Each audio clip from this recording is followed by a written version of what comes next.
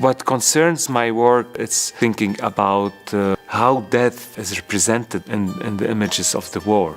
I lived my entire life in Beirut, and all my works actually, they are mainly related to the history of Lebanon, to Beirut, and in relation to the region. I raised during the Civil War, and of course it influenced my entire life and my entire work. So most of my works are like a kind of reflection on this war, on the post-war. The Pixelated Revolution is about the first year of the Syrian Revolution. And mainly it started from specific videos where you can see an eye contact between the killer and the victim. And the victim is the Syrian protester who is behind his mobile phone with the lens, with the camera. Suddenly, the sniper sees the eye watching him.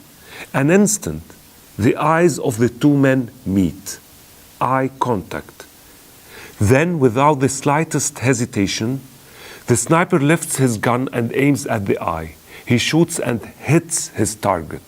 I started actually this work from a very, very strange sentence that a friend of mine just said it in front of me. The Syrian protesters are recording their own deaths. And this really struck me, and I thought I have to look for it, because I was really not sure about this. Like, how can someone shoot his death? I don't agree with this sentence. Because the Syrian protesters, they don't believe that they are going to be dead. They are going to record what's happening, and death comes accidentally.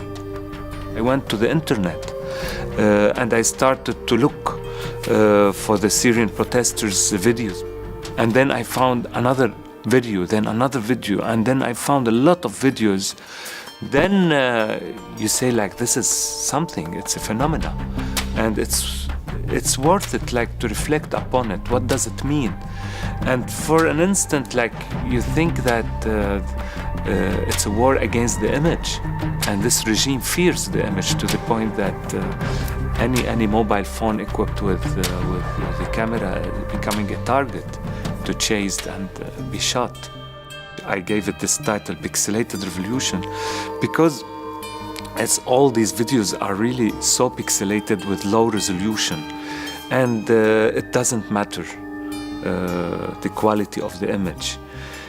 But what is interesting in this video, specifically these videos, is you can feel the eye contact, and the eye contact is with the lens, and this means it is with the viewer, with us as spectators, because, like, if someone is looking at the lens like this, as if I'm looking to the person who's now looking to the interview. So it is when you see the gun is going to the lens and then shoots, it is as if shooting the spectator as well. And then you feel the camera fall into the ground. And this is what is interesting, because death is happening outside the image, and all the violence is outside the image, is off camera, and everything we have to build in our mind.